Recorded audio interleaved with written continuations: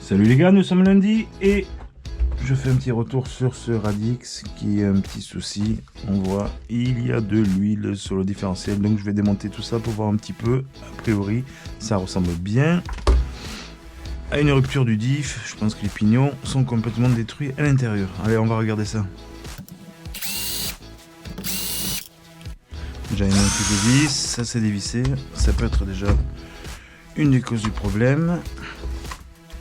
On met tout ça. Voilà.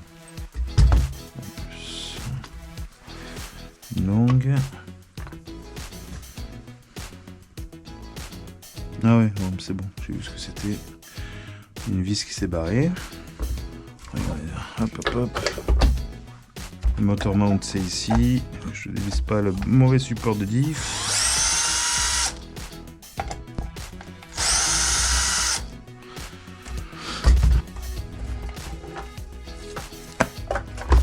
Je vois qu'il y a une vis qui est partie. Voilà. Bon, mais c'est peut-être pas irrécupérable. Non, tout va bien. En fait, c'est juste la vis qui est défoncée. Ouais, c'est bon.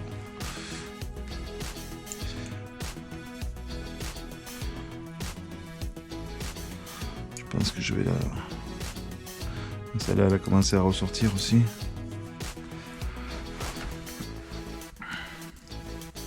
Attention, c'est le moment hein, de les démonter. Ok.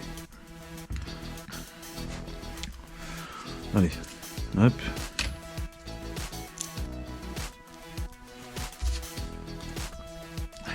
Encore d'huile. Peut-être du pignon, alors ça met quoi. Ah mais ça va très bien. Ça va très bien.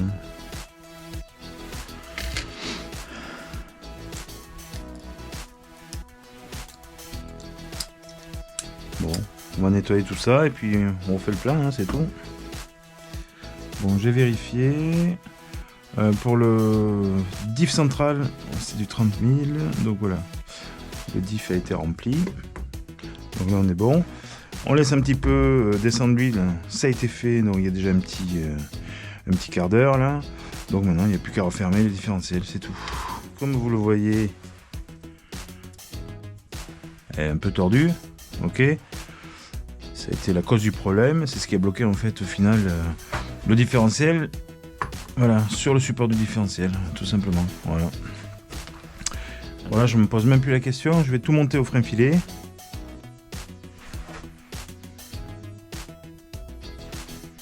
C'est la deuxième fois que ça m'arrive.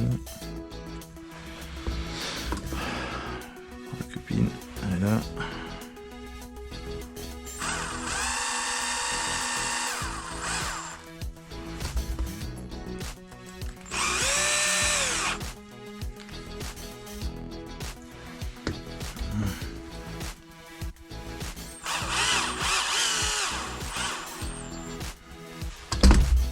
Moi j'aime bien visser la main, voilà, parce que je sais la force que je mets.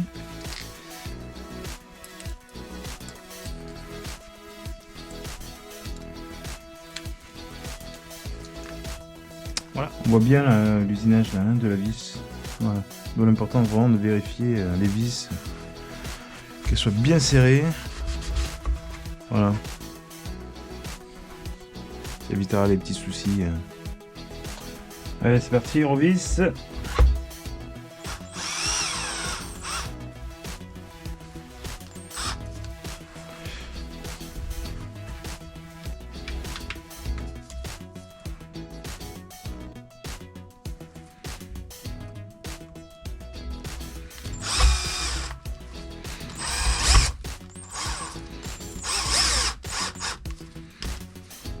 Donc petit débrief sur la journée d'hier. Donc hier on n'a pas cassé grand chose en gros, hein, parce qu'on a quand même fait un peu des sauts, on a fait un petit peu les cochons comme d'habitude, mais bon, rien de violent quand même. On tournait avec des pitons et des radix, Donc là en fait sur cette machine là on n'a pas vraiment cassé, on a juste une vis du différentiel central qui s'est dévissée, qui a bloqué le support. Donc j'ai cru au début que c'était une casse de différentiel central, on avait l'huile qui se baladait, donc c'était un peu les signes inquiétants de tout ça. Puis au final rien de méchant, juste une vis à remplacer. Donc ça permet aussi de faire un petit peu le tour là du diff, de changer les huiles et tout. De toute façon il n'y en avait plus, elle était partie.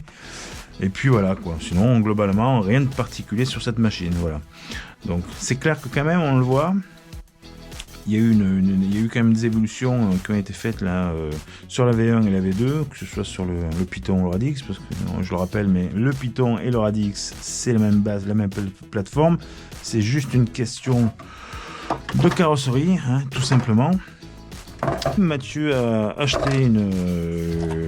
acheté un Python une première génération, donc il y a eu quelques petites modifs de fait, à savoir que l'électronique, excellente électronique là, n'est plus présente sur cette machine, mais on n'a pas à rougir au niveau du moteur. On a une base, c'est le moteur qui est normalement sur le Moyave vendu avec, donc on a un normal 2050 kV, bon c'est du 4074 au niveau du moteur, donc 4274, enfin 40 en réalité, hein, parce que les ailettes on les compte pas. Et donc on a par contre la seule chose, un petit USC 100 qui permet donc de rouler que en 4S. Donc c'est clair que le jour où on passera en 6S, on sera beaucoup plus performant et ce sera beaucoup plus intéressant pour exploiter vraiment la puissance du moteur. Donc la prochaine étape, c'est juste changer cette patine là qui est ici et qui est par la nouvelle génération. Voilà. Et là on ne sera pas embêté, on sera tout bon. Voilà. Globalement c'est des bonnes machines, hein. Il faut vraiment taper un peu fort pour casser des choses. Bon, hier ça a tapé un petit peu fort du côté de la roue sur une pierre, donc forcément on a explosé une biellette et on a cassé cette pièce là. Sinon c'est des très bonnes machines, hein. Il n'y a rien à dire, c'est relativement résistant. Les améliorations qu'ils ont fait sur la version V2 qu'on retrouve ici font sensiblement leur effet. C'est vrai qu'on a une machine qui est quand même assez résistante, c'est pas compliqué. Cette machine là, je l'ai achetée d'occasion sur le bon coin. À ce jour, je n'ai jamais eu de casse particulière dessus. Pourtant, il vole, hein. Je vous assure qu'on le fait voler sur Radix. Il tourne en 6S, en 4S, assez souvent en 6S quand on fait du saut. Bon, donc c'est des machines qui sont très très bien. Voilà.